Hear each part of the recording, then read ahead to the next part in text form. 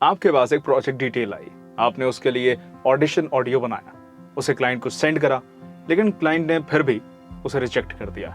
बहुत सी वजह हो सकती है, लेकिन एक बहुत मेजर वजह है कि आपके ऑडिशंस रिजेक्ट होते हैं। तो वो क्या वजह होगी, उसको जानने के लिए ये वीडियो एंड तक जरूर देखिए।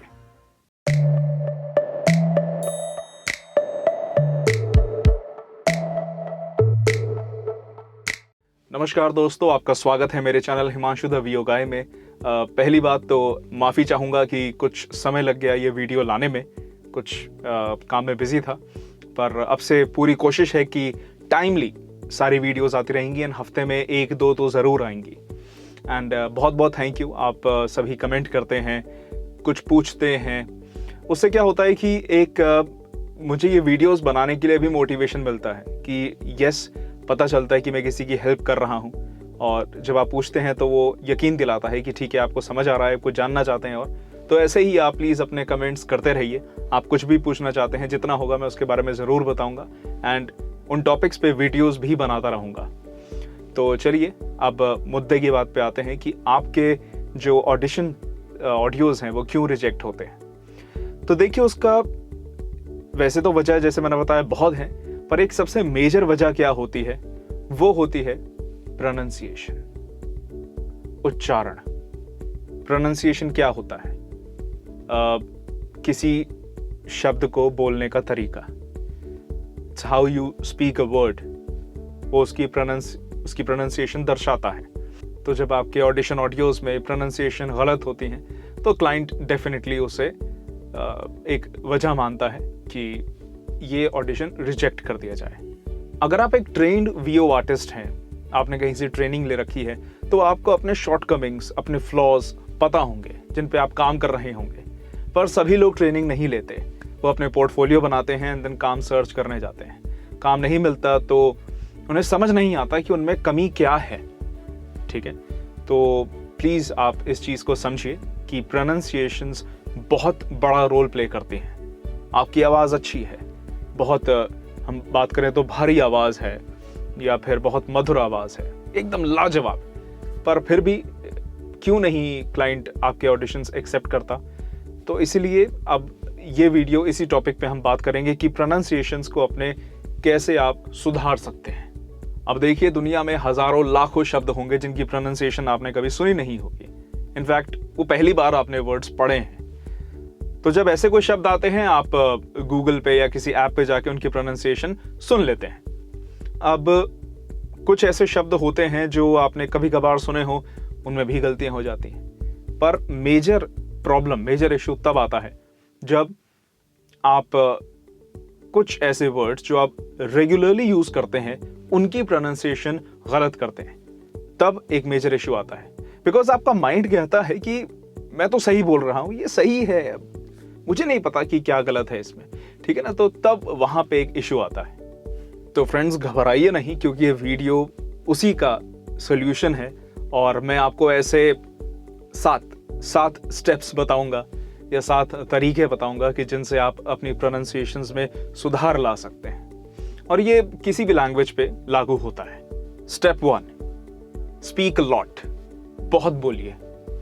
अब मेरे कहने का मतलब ये है कि ऐसा नहीं कि किसी को फ़ोन करके आप बस उससे बातें करते रहें। मतलब ये है कि आप पहली बात तो किसी ऐसे शख्स को ढूंढिए, इंसान को ढूंढिए, आपके आसपास है, आपका भाई है, बहन है, फ्रेंड है, पेरेंट्स हैं, कोई भी, कि जिस लैंग्वेज में आपको अपनी प्रोनाउंसिएशंस में सुधार करना है वो उस लैंग्वेज को आपसे बेहतर जानते हो। ठीक है ना, आपसे बेहतर उनका उस लैंग्वेज पे कंट्रोल हो, कमांड हो। अब आपको करना क्या है, आपको उनकी हेल्प लेनी है कि एक कोई ऐसी स्क्रिप्ट ढूंढिए जिसमें अच्छे खासे उस लैंग्वेज के शब्द भरे हों, और फिर वो उनको पढ़ के सुनाइए या अपनी रिकॉर्डिंग्स भेजिए उनको।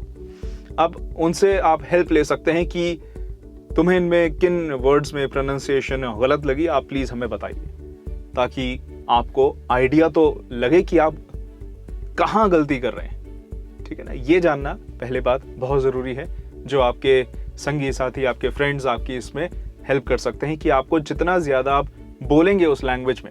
मान लीजिए आप हिंदी में बहुत अच्छे हैं, आपको इंग्लिश अपनी बेटर करनी है प्रोनाउंसिएशंस में, सो दैट आप वॉइस ओवर्स इंग्लिश में भी करें, तो आपको लैंग्वेज पहले बोलनी पड़ेगी, ठीक है ना, उसकी प्रैक्टिस करनी पड़ेगी।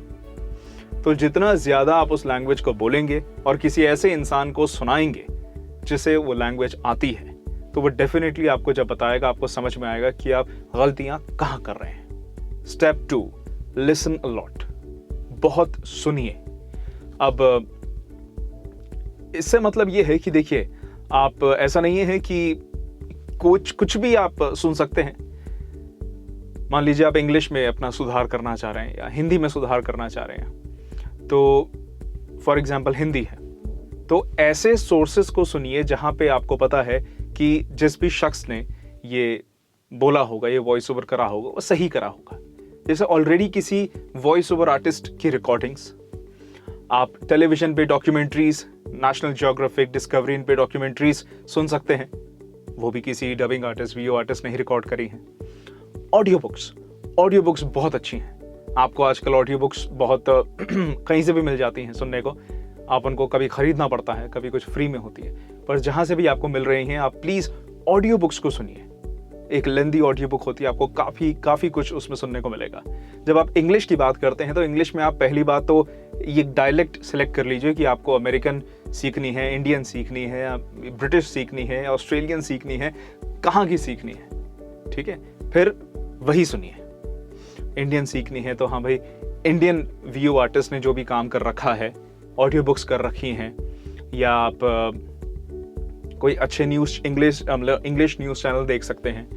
जो भी सोर्सेज हैं जहाँ पे आपको लगता है कि ठीक है, जिस भी इंसान ने बोला है वो एक वीओ आर्टिस्ट है, उसने बोला है, तो प्लीज़ उसको आप सुनिए। सुनना बहुत ज़रूरी है। ये बहुत इंपॉर्टेंट पॉइंट है। जितना ज़्यादा आप सुनेंगे, आपको उतना ज़्यादा आपके ब्रेन उस चीज़ को ग्रास्प करेगा, समझ में आएगा। तो ये था step number 2, listen a lot. Step 3, किसी भी लैंग्वेज को समझने के लिए, जानने के लिए उसके बेसिक्स जानना बहुत ज़रूरी होता है, ठीक है ना। हिंदी की बात करें तो वर्णमाला, जिससे स्वर व्यंजन मिलके बने होते हैं। तो मज़े की बात यह है कि कुछ लोगों को अभी भी जैसे फ, फ, ज, ज, द, ध, इन सब क्या बोलूं, इतनी छोटी छोटी चीज़ों में गलतियां होती हैं उनकी। तो पहली बात तो इनकी करेक्ट प्रोनाउंसिएशन जानना बहुत ज़रूरी है। दूसरी चीज़, हम कई मात्राएं लगाते हैं, र, छोटी ई, बड़ी ई, छोटा ऊ, बड़ा ऊ, उनकी प्रोनाउंसिएशन कैसी है, ठीक है ना। आपको ये सुनना है। बहुत सारी ऐप्स आती हैं जो इनकी प्रोनाउंसिएशंस बताती हैं, इनको सुनिए। जब तक बेस सही नहीं है तो आप कितना भी ऊंचा उसमें घर बनाने की कोशिश करें, वो टूटेगा ही टूटेगा, ठीक है, गिरेगा नीचे। तो प्लीज बेसिक्स अपने क्लियर करें, प्रोनाउंसिएशंस में गलती ना करें। कुछ लोग अभी भी जहां पे हमें फ यूज करना होता है, फ यूज कर रहे हैं। देखिए, बहुत सारे शब्द जब हम बात करते हैं अपने, वैसे भी बोलते हैं, स्क्रिप्ट में भी आते हैं, उर्दू से भी लिए जाते हैं, तो उसमें प्रोनाउंसिएशन अलग हो जाती है। मोस्टली उनमें नीचे नुक्ता लगा होता है। तो प्लीज इस चीज को ध्यान दीजिए कि आपको उन सभी बेसिक्स को क्लियर करना है। क, ख, ग दोबारा पढ़िए, कोई शर्म की बात नहीं है, ठीक है। जब तक पढ़ेंगे नहीं तब तक समझेंगे नहीं।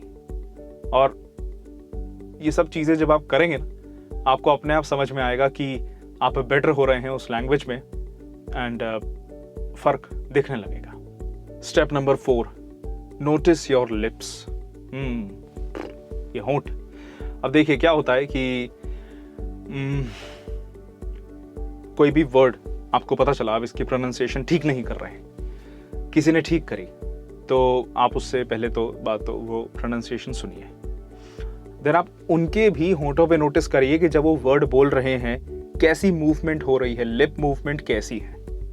खुद की जानने के लिए आप क्या करिए, अपनी वो करते हैं फिंगर ऑन योर लिप्स वाला सीन, तो यहाँ पे फिंगर रखिए। जो कुछ भी बोलना है, अब बोलते हुए ये देखिए कि आपके लिप्स कब आगे आ रहे हैं, कब पीछे जा रहे हैं, ठीक है ना। ब्रॉड हो रहे हैं, राउंड हो रहे हैं, कैसे हो रहे हैं, वो जानना बहुत ज़रूरी है। तो notice your lips, lip movement notice करना प्रोनाउंसिएशन सुधारने के लिए बहुत सही रहता है। होठों को हमने इंपॉर्टेंस दे दी, पर ये जो टंग है, ये महाराज कहेंगे कि भाई इनकी भी उतनी ही ज़रूरत है बोलने के लिए, जाहिर सी बात है। अब टंग मूवमेंट बहुत ज़रूरी रहती है कि ये नोटिस करें आप। जैसे फॉर एग्जांपल हम कोई भी लेटर लें, एल, ठीक है, एल, जब हम एल बोलते हैं तो अपने टंग की अंदर मूवमेंट समझिए कि वो क्या कर रही है। एल, ये अब आपके अपर टीथ और जो अपर पार्ट है उस पर टच होती है, वापस जाती है, और आवाज पहले से ही आ रही होती है। ए, देखिए शुरू हुई अ की आवाज, एल। हिंदी में करें तो ल, ल, टंग टच वहीं हो रही है, आवाज थोड़ी सी बाद में आती है। ल, टच हो गई, उसके बाद आवाज आई ल।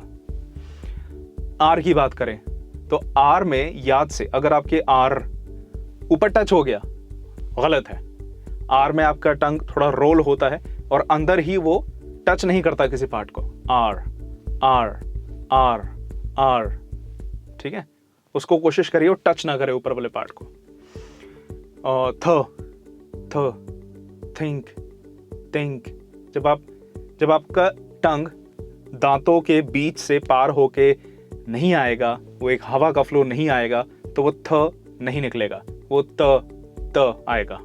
तो ये जो थ की दिक्कत आती है, ये भी इसलिए आती है। त आप किसी भी टीथ पे अगर त जैसे टंग को लगाएंगे तो त आएगा, पर थ के लिए आपको वो एयर चाहिए। थ, हवा निकली, टंग आपके दोनों टीथ के बीच में। तो टंग मूवमेंट जानना बहुत जरूरी है। हम ये छोटी मोटी चीजें नोटिस नहीं करते, जबकि बहुत बड़ी चीजें होती हैं।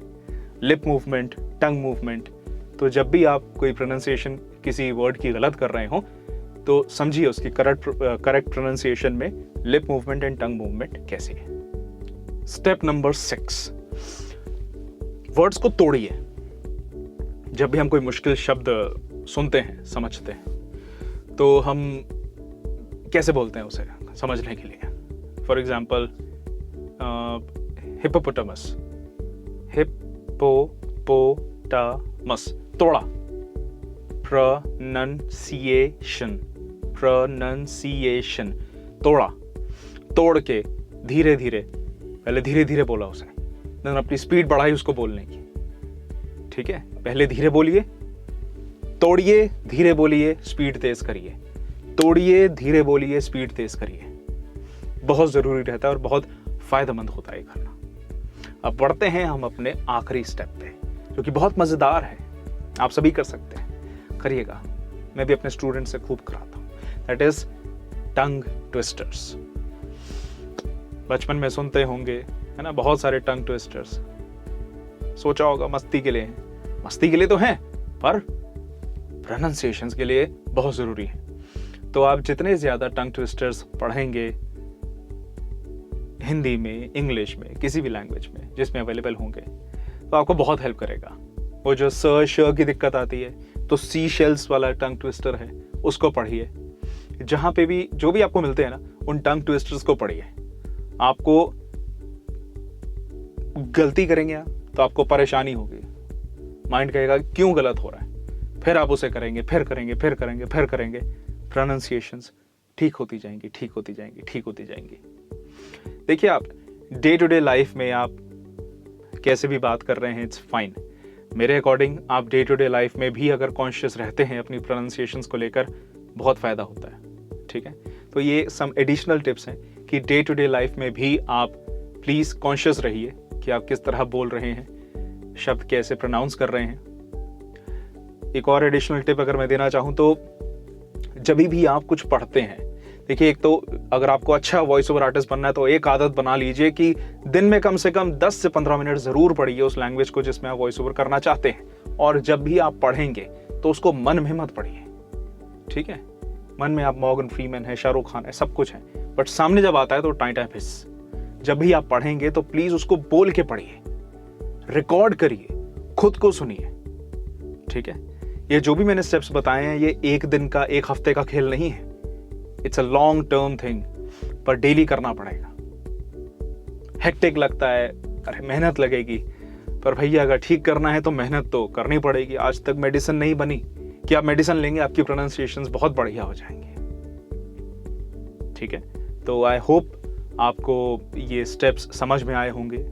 अच्छी तरह से, फिर भी आपको जानना चाहते हैं तो आप नीचे कमेंट में कर सकते हैं। आपके पास और कोई सजेशन है तो मोस्ट वेलकम, ठीक है, आप प्लीज़ नीचे बता सकते हैं। बाकी व्यूअर्स, बाकी जो पढ़ रहे हैं कमेंट्स, उनको भी हेल्प मिल सकती है। और कुछ लोगों को जैसे एक्सेंट रिडक्शन करना होता है, उसमें भी कुछ जानकारी चाहते हैं तो प्लीज़ आप नीचे कमेंट करिए, उसके बारे में भी वीडियो बना पाऊंगा तो ज़रूर बनाऊंगा। और भी कुछ कहना है, सुनना है, जानना है, कमेंट कर सकते हैं। एंड अगर आपको ये वीडियो हेल्पफुल लगी हो, आप ऐसे लाइक कर सकते हैं, मुझे भी अच्छा लगेगा। एंड प्लीज़ अपने दोस्तों के साथ भी शेयर करें, ये सभी लोगों के लिए एक लर्निंग वीडियो हो सकती है। तो मिलते हैं हम ऐसी एक और इन्फॉर्मेटिव वीडियो में, और मेरे बाकी माइकॉन सेशंस भी चलते रहेंगे। तब तक के लिए enjoy, take care, bye bye.